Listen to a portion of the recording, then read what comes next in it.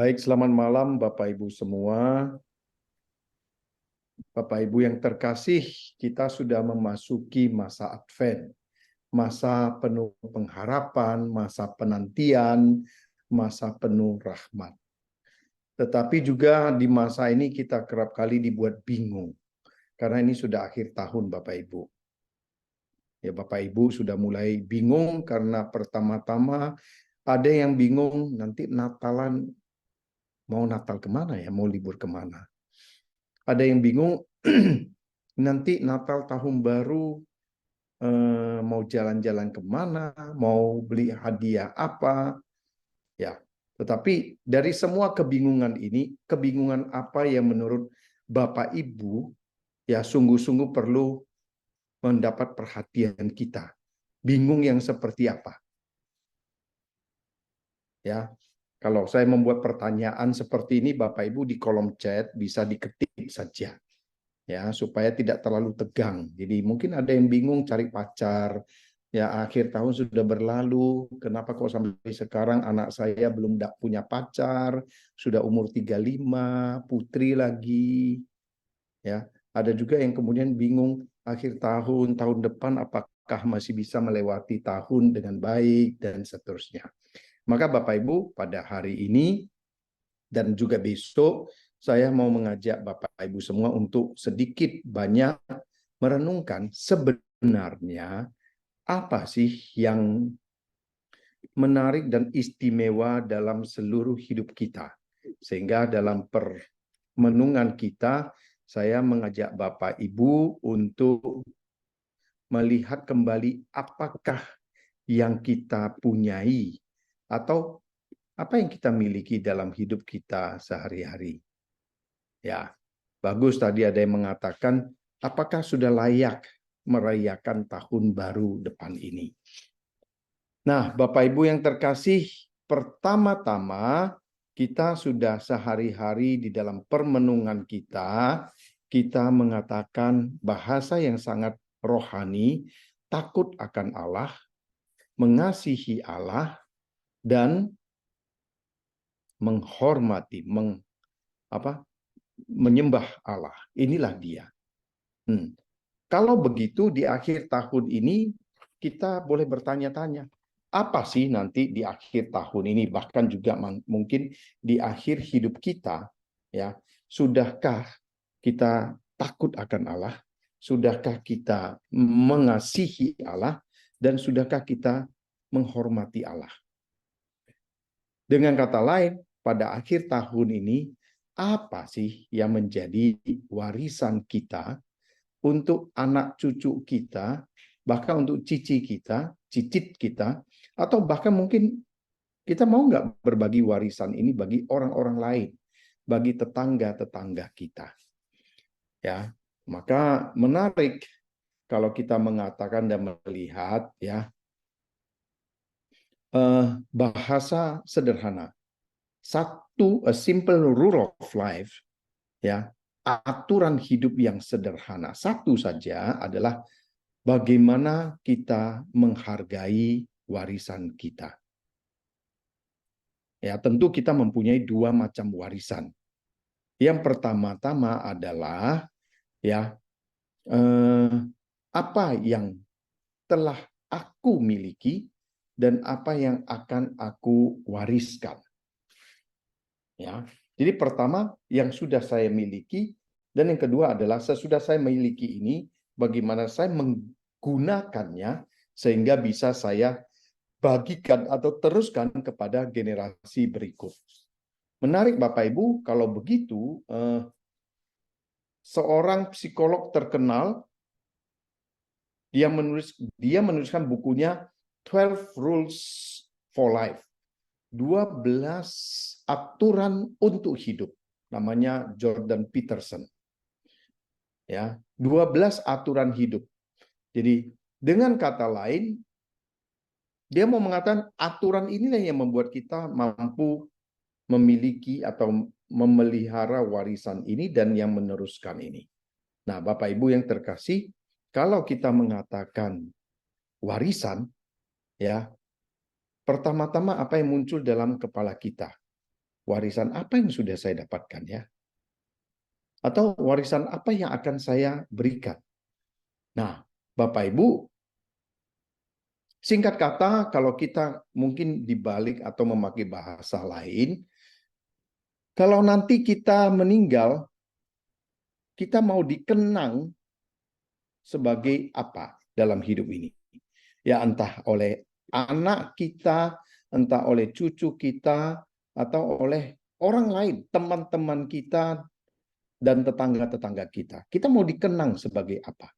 Nah, inilah yang kemudian boleh dikatakan menjadi warisan kita. Bapak Ibu mau meninggalkan apa untuk anak-anak? Kalau nanti mau mengakhiri hidup di dunia, silakan diketik saja. Apa yang mau dikenang? Ya, dalam hal ini tentu Bapak Ibu kita akan melihat warisan dan dari semua yang paling berharga itulah yang akan kita berikan, yaitu yang boleh dikatakan sebagai warisan iman. Benar sekali, Bu. Ya, Ibu Regina menulis warisan iman. Inilah yang paling berharga yang akan kita berikan. Maka mari kita melihat bacaan kitab suci dari 2 Timotius bab 1 ayat 5 sampai 6. Ya, bab ayat 5. Sebab aku teringat akan imanmu yang tulus ikhlas, yaitu iman yang pertama-tama hidup di dalam nenekmu Lois dan di dalam ibumu Eunike, dan yang aku yakin hidup juga dalam dirimu. Sampai di sini, saudara-saudari, apakah kita juga bisa menunjukkan dan menjadi kebanggaan bagi anak cucu kita iman yang kita miliki? Saya mengalami banyak dan melihat banyak orang tua, kakek, nenek yang kemudian merasa, gimana ya, anak saya kok, cucu saya kok tidak seperti ini sekarang. Itulah dia. Tapi Timotius dipuji oleh Rasul Paulus dengan mengatakan, aku ingat iman yang pertama-tama hidup dalam nenekmu dan kemudian dalam ibumu. Karena itulah kuperingatkan engkau untuk mengobarkan karunia Allah yang ada padamu oleh penumpangan tanganku atasmu. Karunianya apa? Maka saudara-saudari, kita bisa mengatakan karunia yang paling indah itu adalah iman. Nah, mengapa kita mau mewariskan iman itu kepada anak cucu kita? Kita lihat dalam Ibrani bab 11 ayat 1.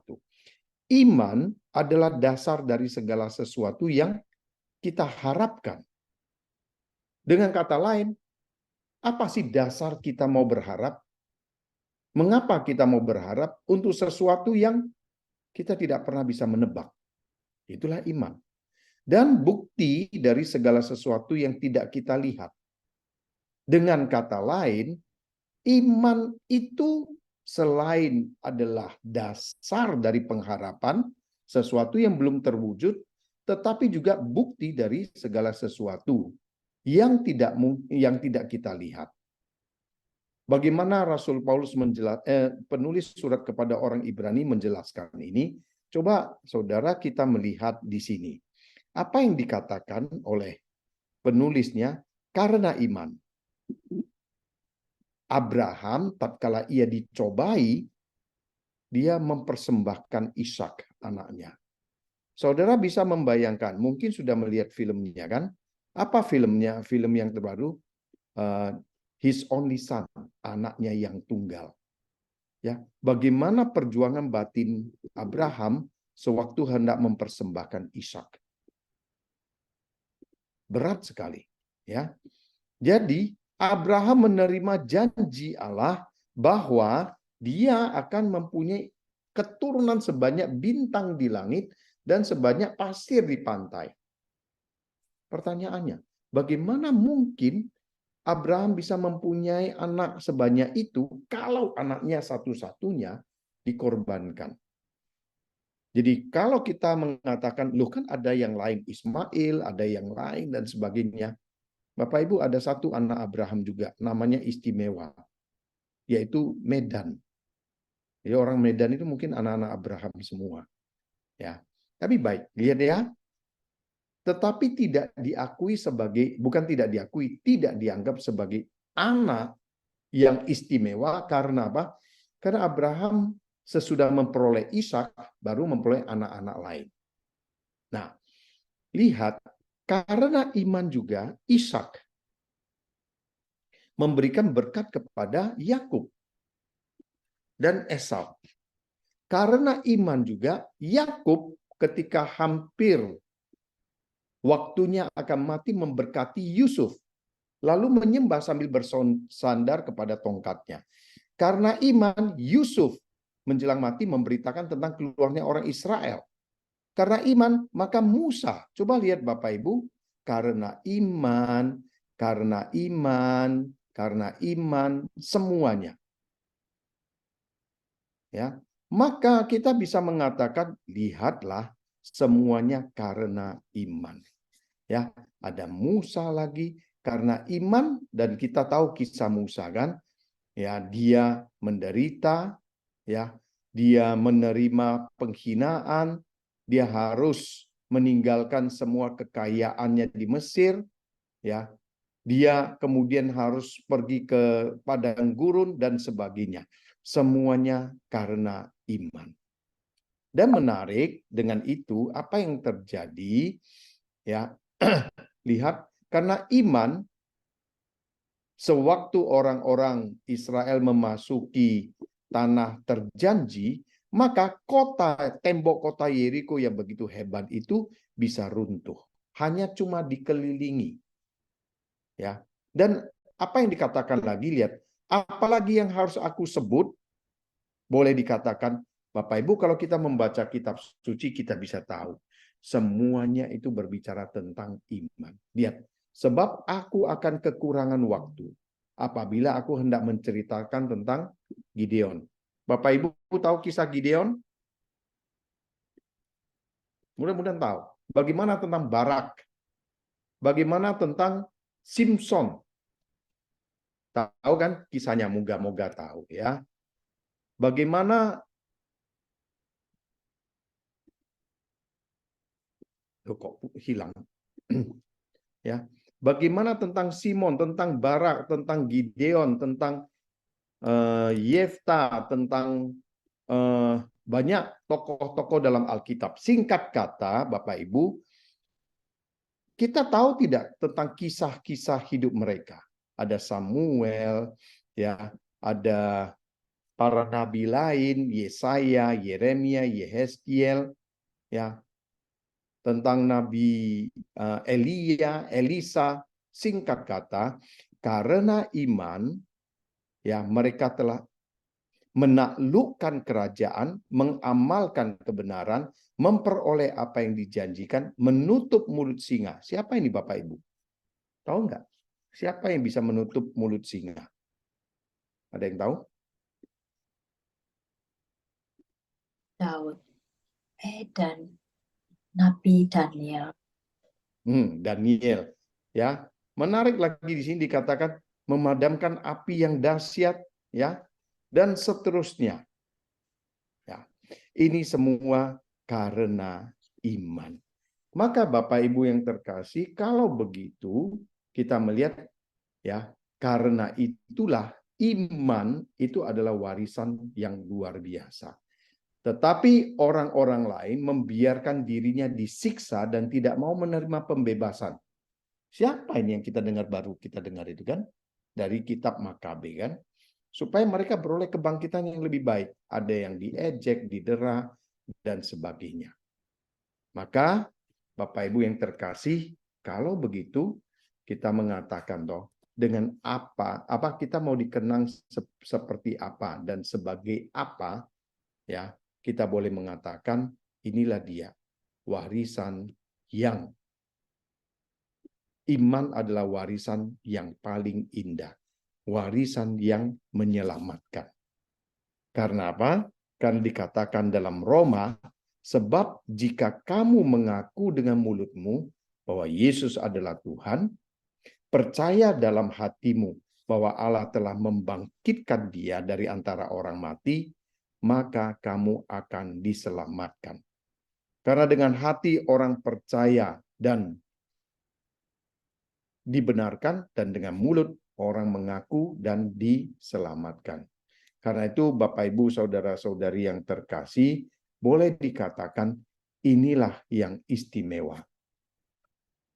Pertanyaannya adalah, saya mengutip dari Roma bab 10 ya, Roma bab 10 ayat 14 sampai 15. Apa yang dituliskan di sana? Bagaimana mereka mau berseru kepada Yesus? Ya, lihat, orang mengaku dengan mulut Yesus adalah Tuhan, percaya dalam hati bahwa Allah membangkitkan dia dari antara orang mati, maka kita akan selamat. Tapi pertanyaannya, bagaimana mereka dapat berseru kalau mereka tidak percaya kepada dia? Bagaimana mereka dapat percaya kepada dia kalau mereka tidak mendengar tentang dia? Dan bagaimana mereka mendengar tentang dia jika tidak ada yang memberitakan tentang Yesus? Dan bagaimana mereka dapat memberitakannya jika mereka tidak diutus? Sama seperti ada tertulis, betapa indahnya kedatangan mereka yang membawa kabar baik. Itu di Roma bab 10 ayat 14 sampai dengan 15. Saudara-saudari yang terkasih, inilah iman yang perlu kita wariskan. Benar, meninggalkan warisan kepada anak cucu, warisan yang paling indah, warisan yang paling istimewa, bukan berapa banyak uang atau properti. Bukan, tetapi iman. Karena apa? Dengan iman, anak cucu kita semua akan diselamatkan. Dan yang selamat adalah jiwa kita. Sehingga kalau begitu, gereja mengajak kita untuk mewariskan kepada semua orang, kepada anak cucu kita, mewariskan Yesus Kristus. Inilah yang perlu kita wariskan. Maka kalau Bapak Ibu rajin berdoa di sini, pertemuan tiap kali dengan doa, dengan ajaran, maka apa? Inilah yang diwariskan oleh gereja kepada kita. Yaitu apa? Ajaran-ajaran Yesus, dan juga Yesus sendiri yang mengorbankan dirinya di atas kayu salib untuk keselamatan kita. Inilah yang diwariskan. Sehingga tadi yang saya katakan, ya, dalam Roma bab 10 ayat 14 sampai 15 dikatakan demikian. Bagaimana mereka dapat berseru kepada Yesus jika mereka tidak percaya? Bagaimana mereka dapat percaya jika mereka tidak mendengar tentang dia? Bagaimana mereka mendengar tentang dia jika tidak ada yang memberitakan? Dan bagaimana mereka dapat memberitakannya jika mereka tidak diutus? Saudara-saudari, kita diutus pertama-tama untuk anak kita, untuk cucu cicit kita, untuk tetangga kita. Inilah panggilan Tuhan untuk kita.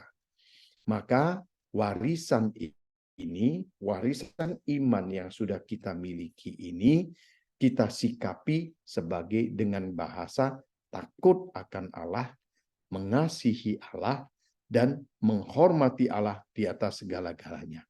Bapak Ibu mendengar kalimat ini, ingat apa? Istimewa kan? Nah, maka apa? Kita melihat sikap takut akan Allah, mengasihi Allah, menghormati Allah di atas segala-galanya, dan lihat di atas segala-galanya, dan seumur hidup kita ingat pada kisah hidup orang-orang kudus. Gereja pertama berdiri, ya, sudah dimusuhi oleh banyak orang. Musuh gereja luar biasa banyaknya. Tetapi mereka melihat Yesus Kristus. Mereka diajak untuk takut akan Allah, untuk mengasihi Allah, dan untuk menghormati Allah di atas segala-galanya. Karena itu, di awal gereja, ya, kita memiliki banyak martir. Ya, mengapa? Karena mereka bangga akan iman mereka kepada Kristus. Bangga. Sehingga dari kebanggaan, dari kecintaan mereka pada Kristus, ya, muncullah banyak para martir. Mereka tidak segan-segan mempertaruhkan nyawanya dengan cara yang luar biasa, bukan membunuh orang, tetapi mereka dibunuh karena iman. Mengapa? Karena kesaksian hidup mereka menunjukkan bahwa Kristus sungguh-sungguh nyata dan hidup di dalam diri mereka. Kristus ada di dalam mereka. Dan karena itu mereka tidak segan-segan menyerahkan nyawanya kepada Kristus.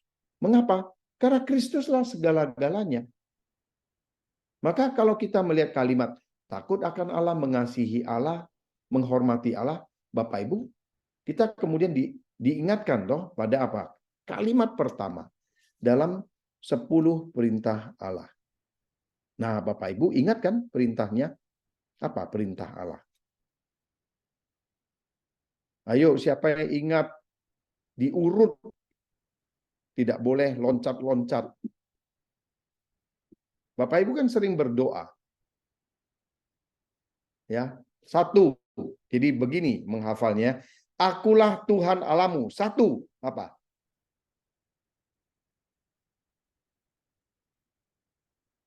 Ayo Bapak Ibu. Satu. Jangan menyembah berhala.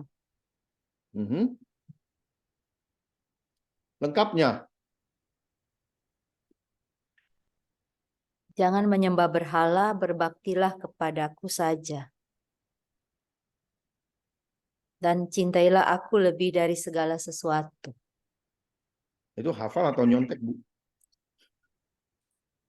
Melihat, Ya. melihat Pastor. Nyontek itu namanya, bukan melihat. Oke, baik. Yang kedua. Ayo siapa?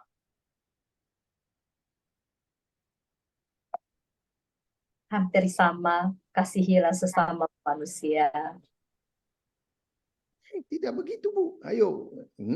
Yang kedua, perintah kedua.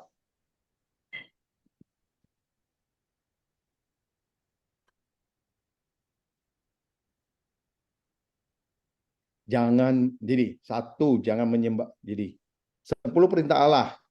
Akulah Tuhan Allahmu. Allah yang berkata, akulah Tuhan Allahmu. Jangan menyembah berhala, berbaktilah kepadaku saja dan cintailah aku lebih dari segala sesuatu. Dua, jangan menyebut nama Tuhan Allahmu tidak dengan hormat. Salah ketik itu, Rida. Tidak dengan hormat. Yang ketiga, Bapak Ibu.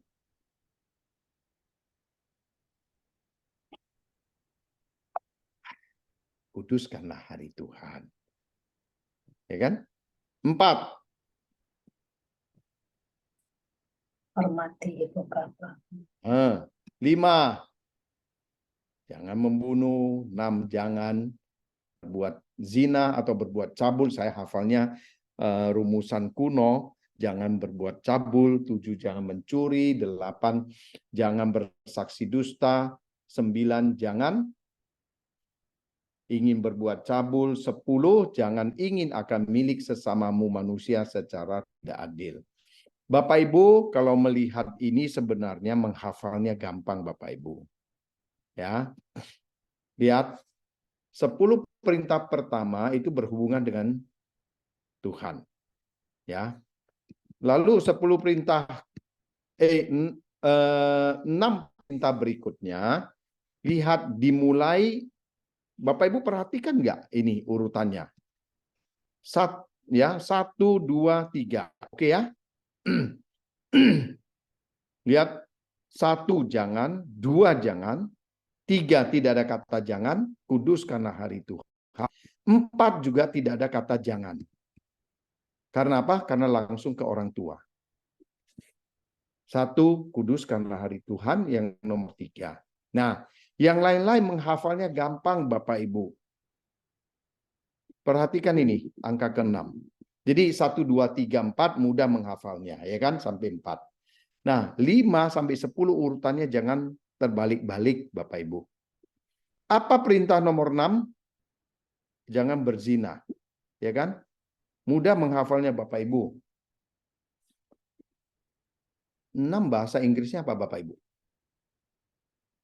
Bahasa Inggris, bahasa... Hah? 6, ya kan? Ini bahasa Inggrisnya. Oh, jadi 6, angka 6, jangan berbuat zina. Ini kan kalau kita tulis begini, berhubungan dengan ini kan? Ya kan? Mudah. Jadi 6, 6 bahasa Inggrisnya. Ya, jangan berbuat zina. Oke? Lalu, menarik lagi, muncul lagi yang mirip, ini jangan berbuat, ini jangan ingin. Angka 6 dibalik menjadi 9.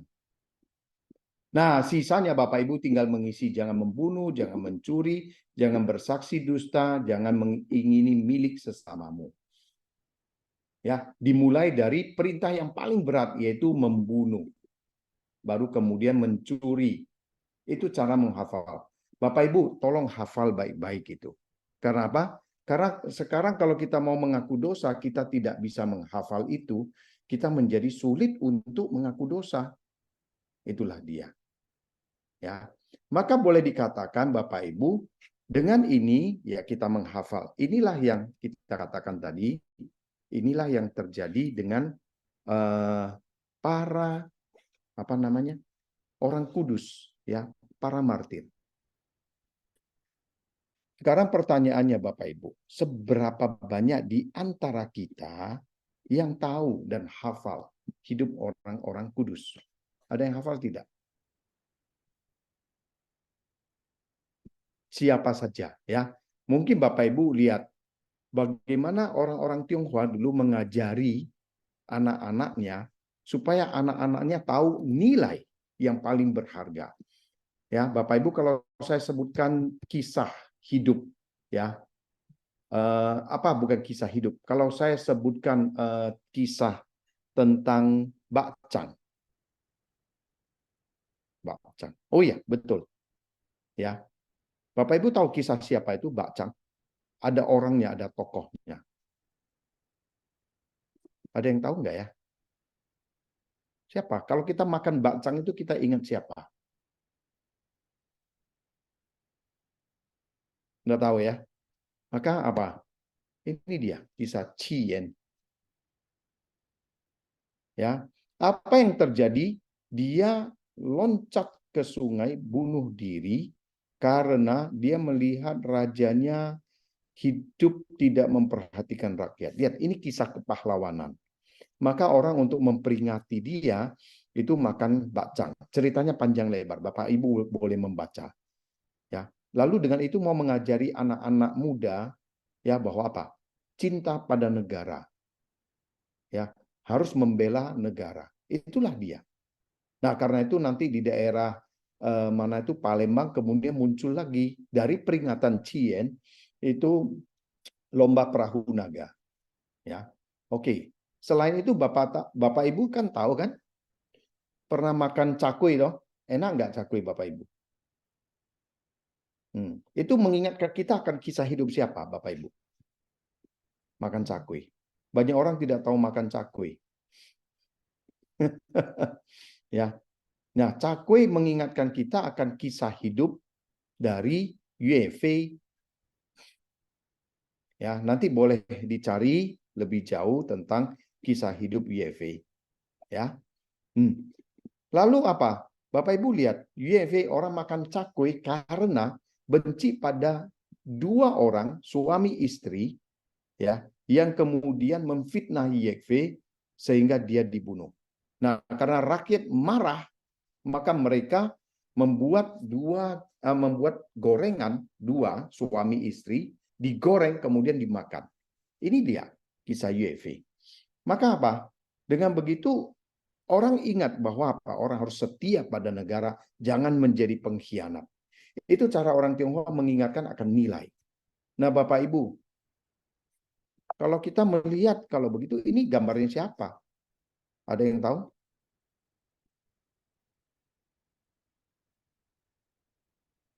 Ini harusnya Bapak Ibu kita tahu ya. Ada tulisan IHS di sini. Ada yang jawab. Ignatius dari Loyola. Bagus. Ya, siapa ini yang jawab ini?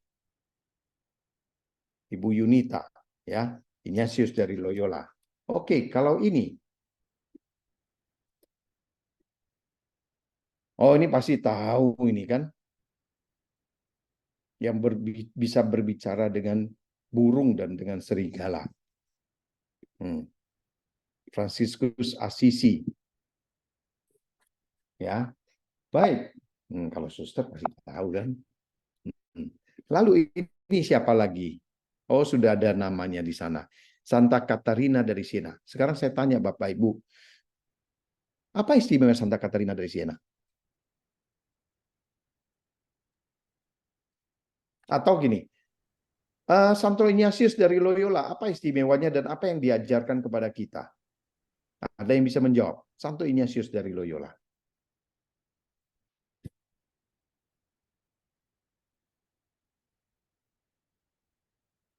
Ada banyak, ya.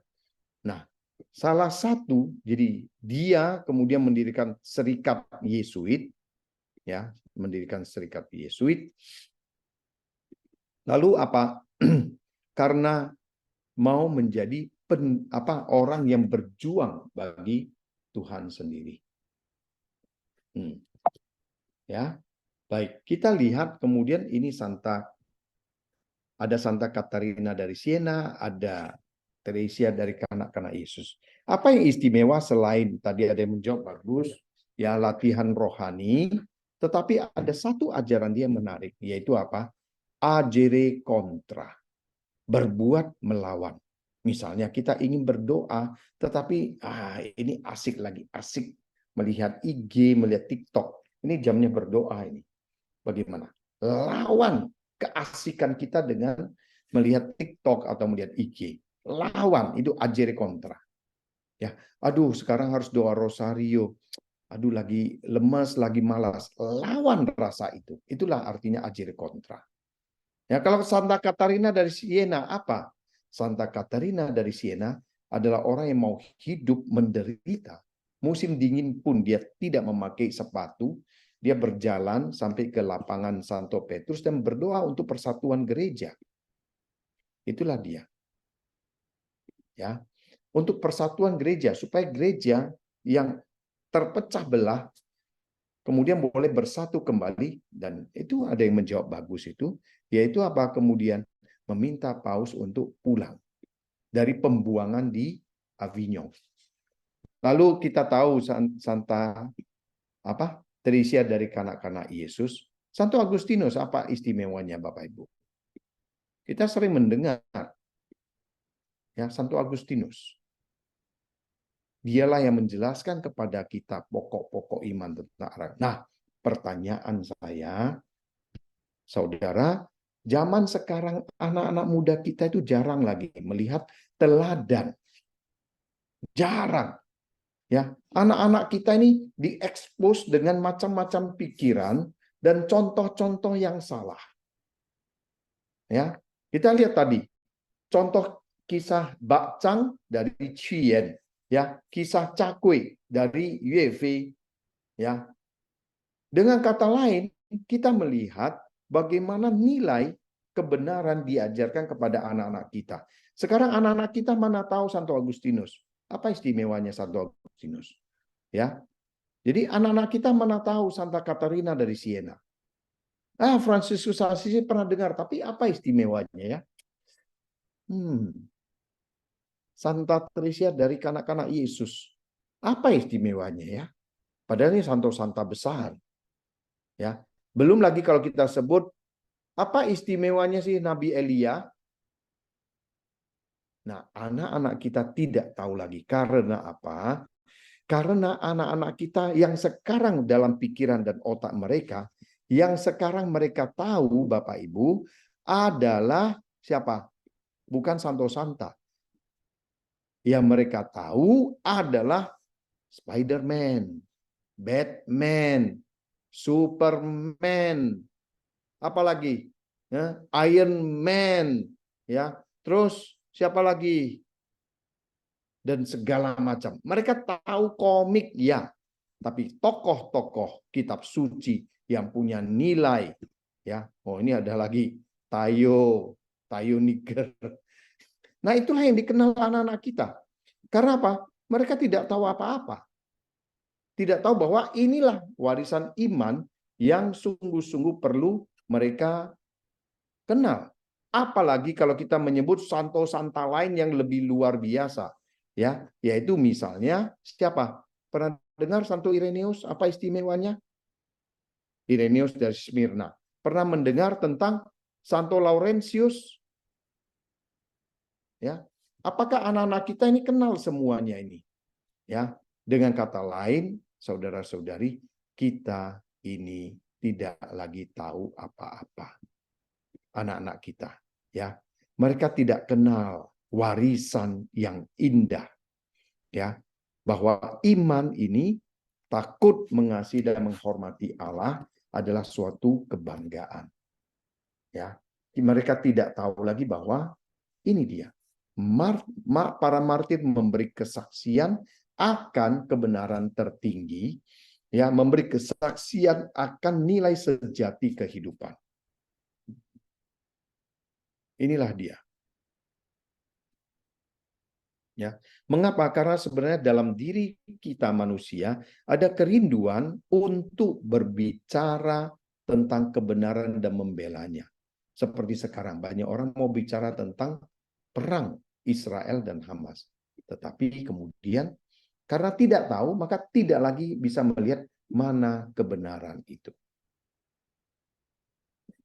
Yang kedua, selain kita menghormati ini adalah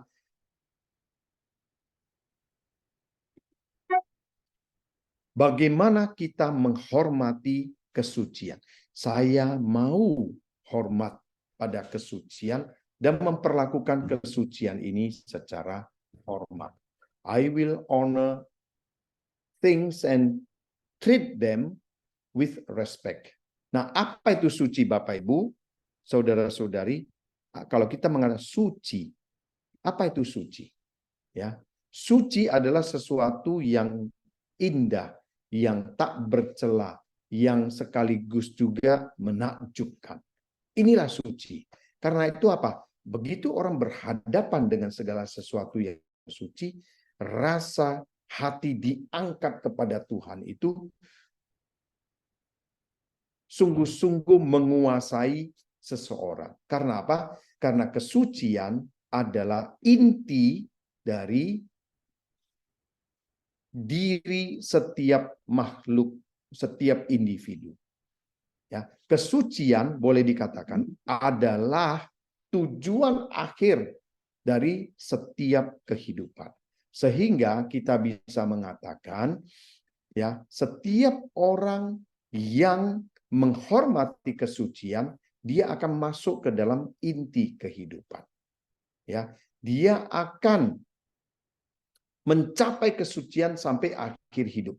Karena apa? Kesucian itu ada di dalam seluruh diri kita manusia. Ya, diri kita, Bapak Ibu sendiri adalah suci. Kesucian itu ada dalam perkawinan, Bapak Ibu sekalian. Kesucian itu ada dalam rumah, Bapak Ibu. Kesucian itu juga ada di dalam pekerjaan kita semua. Mengapa demikian? Karena kita semua sudah dibaptis. Kita menjadi anak Allah. Maka kalau dengan pembaptisan kita ini dibersihkan dari dosa asal dan dosa pribadi, maka apa? Tubuh kita dijadikan suci. Lalu apa? Seluruh hidup dari yang paling penting di dalam perkawinan kita, ya, itu menjadi suci. Karena itu ada sakramen perkawinan. Rumah kita juga dijadikan suci karena yang tinggal di dalam adalah orang yang suci. Dan karena itu segala sesuatu yang kita kerjakan itu adalah suci. Karena itu kita ingat di dalam Roma bab 12 ayat 12 1 sampai dengan 2 dikatakan begini. Karena itu saudara-saudara, demi kemurahan Allah aku menasihatkan kamu. Apa? Supaya kamu mempersembahkan tubuhmu sebagai persembahan yang hidup, yang kudus, dan yang berkenan kepada Allah. Itu adalah ibadahmu yang sejati. Maka Bapak Ibu saudara-saudari, kalau hidup kita suci dan mempersembahkan tubuh kita, itu menjadi ibadah yang sejati.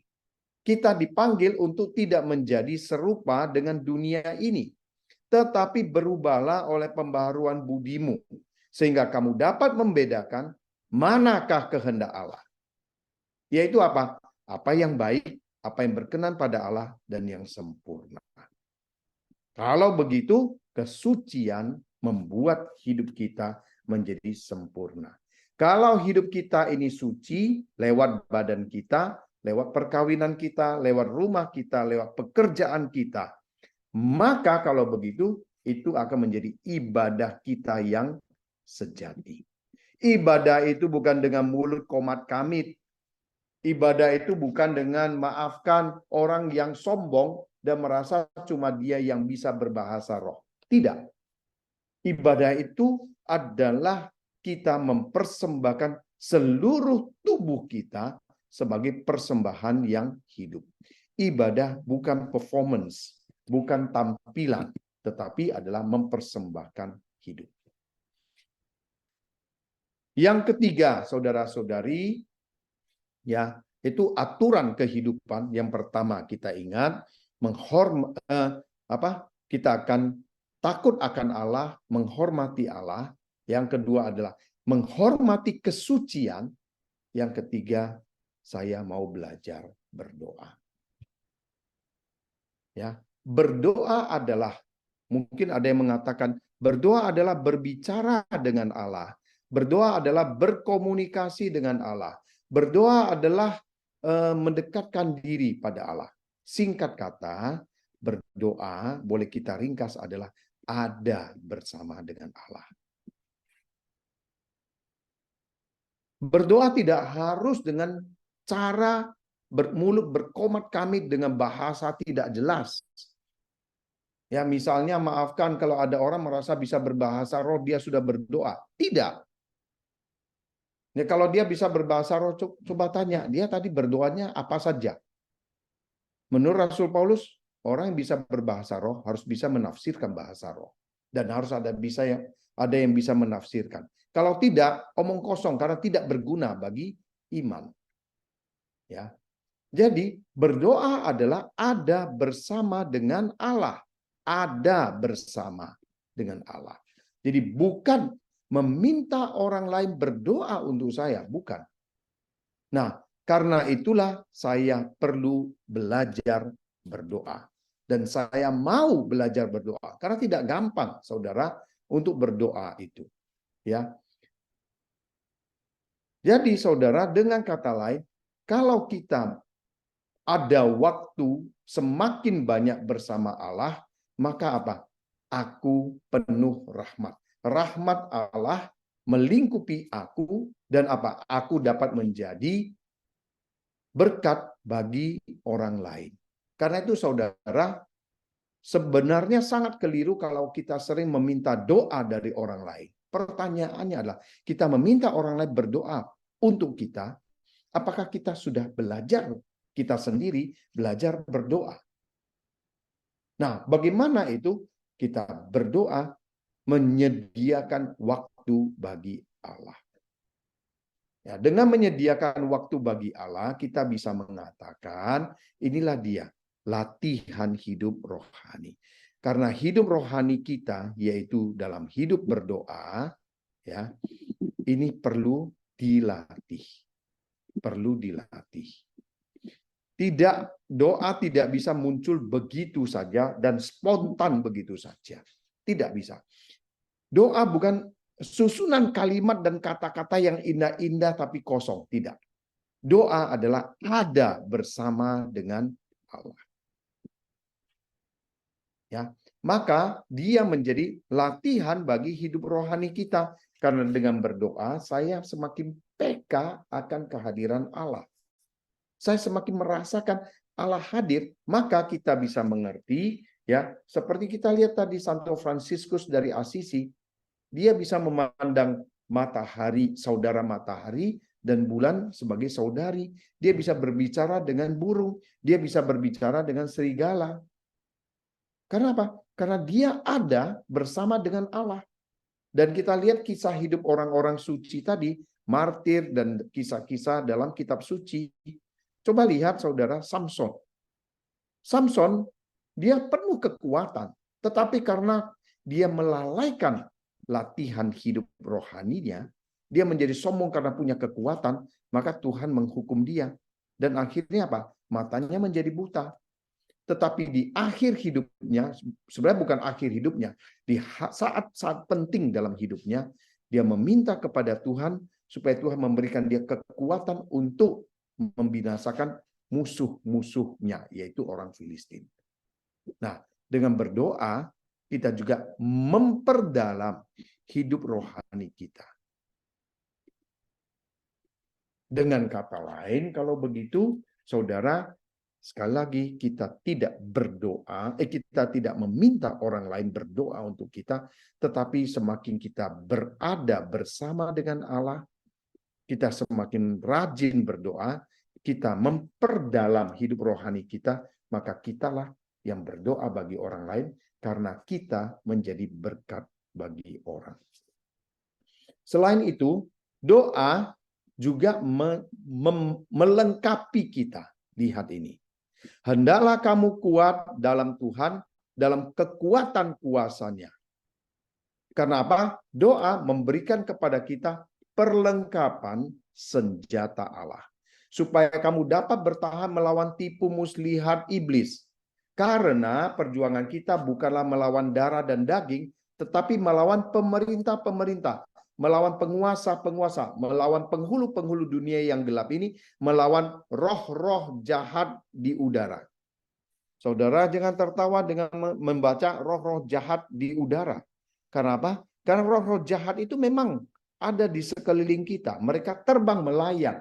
Kalau kita tidak waspada, kita akan dimakan dan dikalahkan. Karena itu, ambillah seluruh perlengkapan senjata Allah. Supaya kamu dapat mengadakan perlawanan pada hari yang jahat itu dan tetap berdiri sesudah kamu menyelesaikan segala sesuatu. Apa saja perlengkapan senjata Allah ini? Jadi berdirilah tegap, berikat pinggang kebenaran, ini dia, ikat pinggang kebenaran, dan berbaju zirah keadilan. Jadi kita harus mencari kebenaran, dan kita harus mempraktekkan keadilan, berkasutkan kerelaan memberitakan Injil, damai sejahtera, dan pergunakan perisai iman. Sebab dengan perisai itu kamu dapat memadamkan semua panah api dari si jahat. Lihat saudara, tadi dikatakan apa tadi? Di sini ya, roh-roh jahat yang ada di udara. Maka kita perlu perisai iman. Ya. Lalu sesudah itu terimalah ketopong keselamatan, helm keselamatan, karena dengan helm orang diselamatkan dan diamankan. Lalu memegang pedang roh, yaitu firman Allah. Rajinlah membaca kitab suci dalam doa dan permohonan. Inilah dia, pedang. Ya.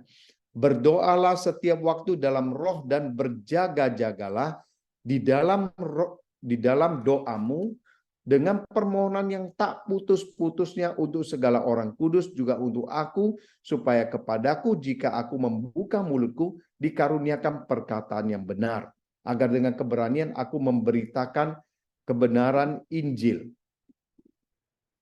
yang kulayani sebagai utusan yang dipenjarakan.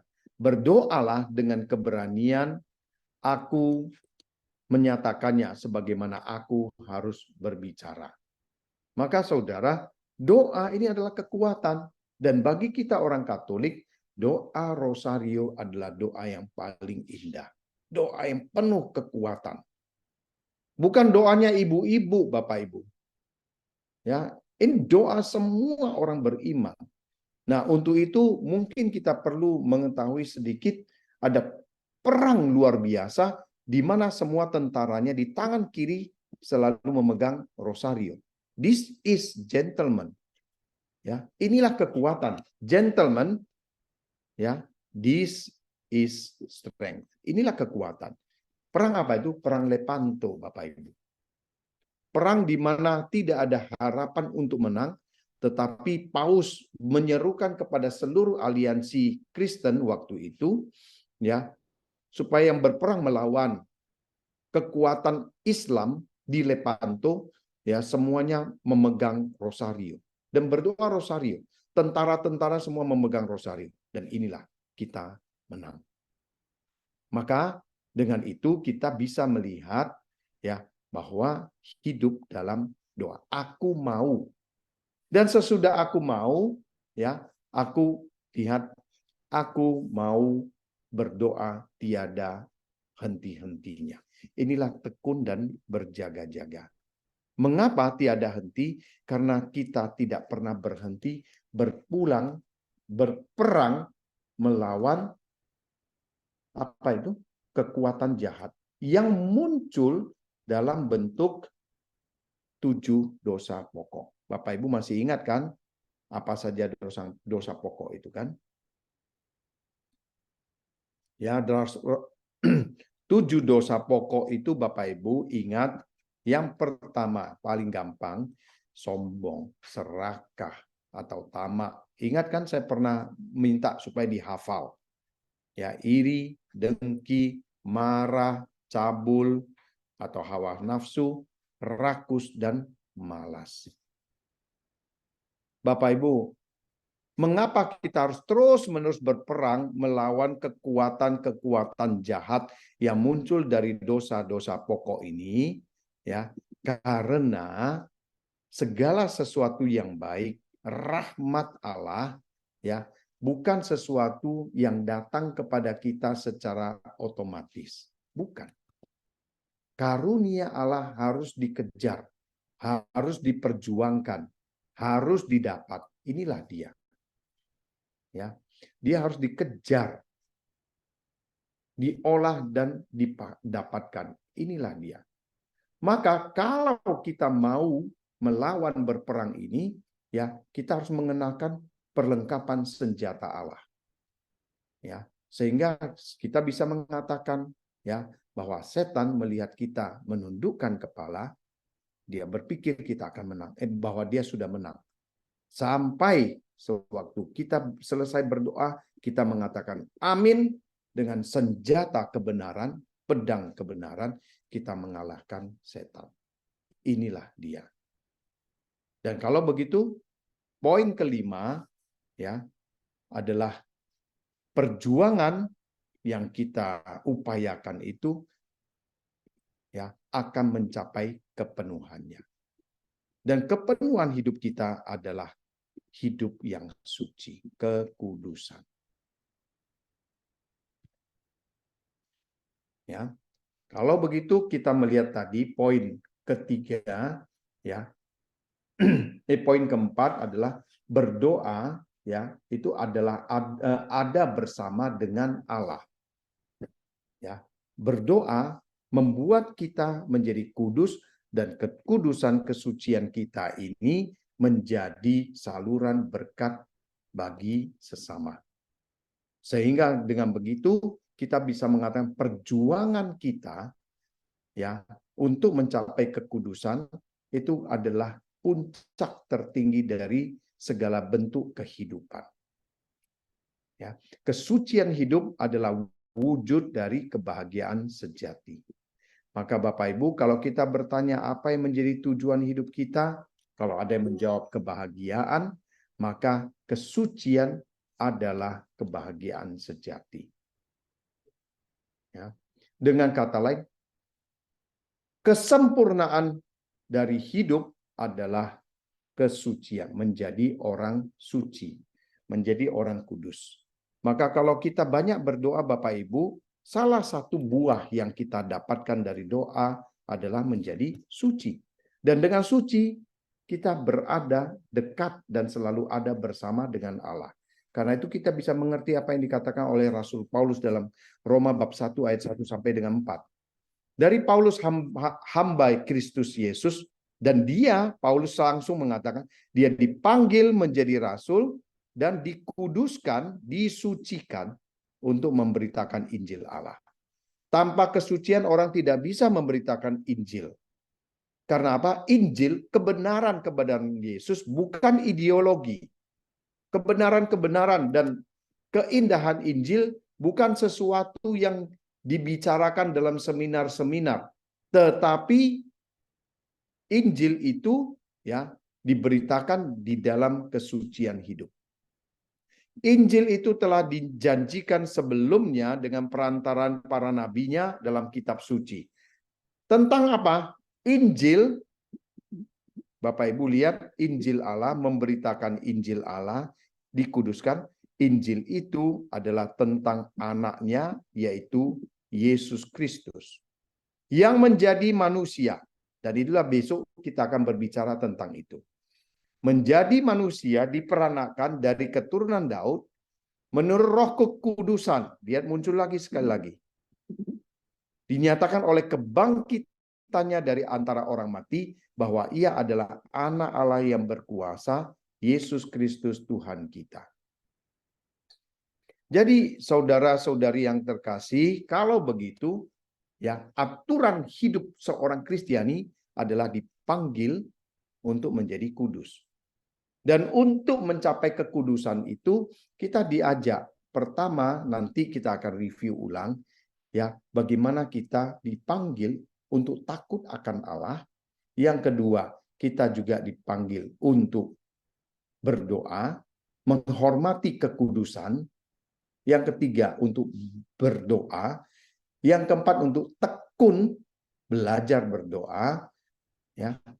Dan itulah dia, sehingga kita dipanggil menjadi kudus, ya. Menurut ini, dengan perantaraan Yesus Kristus, kita semua dipanggil untuk menerima kasih karunia dan jabatan Yesus yang membawa semua bangsa kepada supaya mereka percaya dan taat kepada nama Yesus.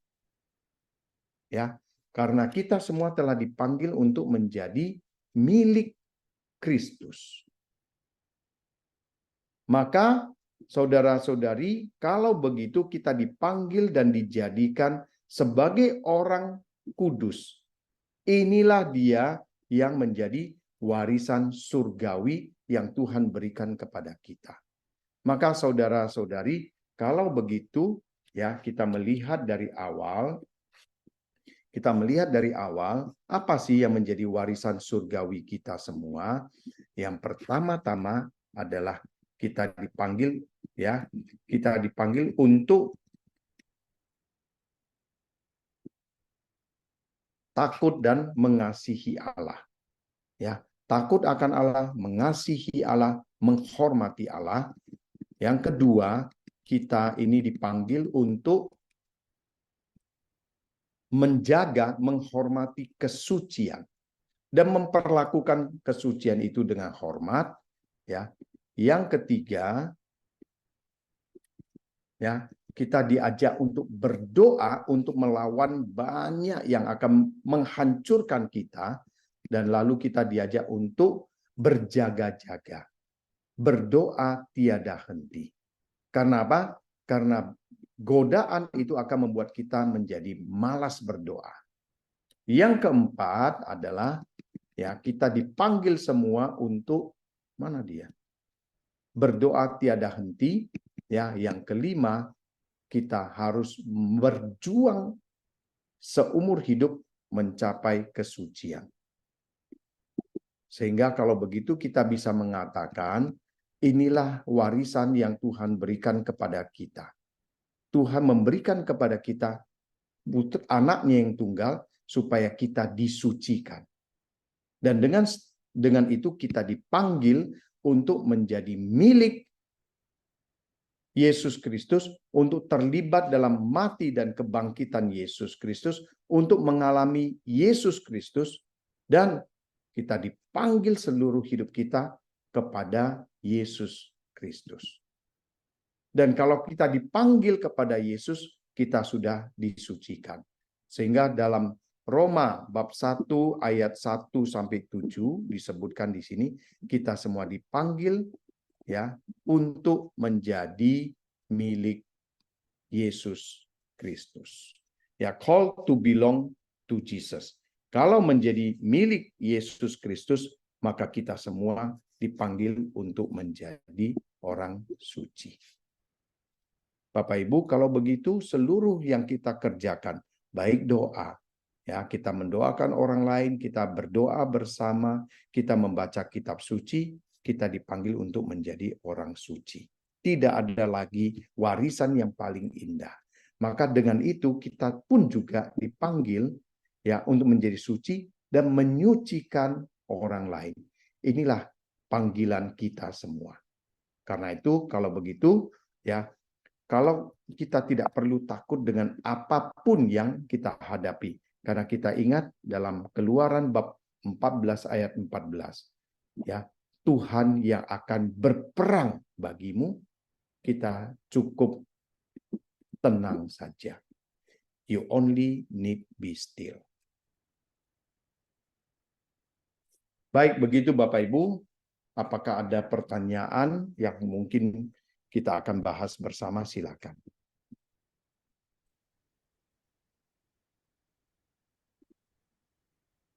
Terima kasih.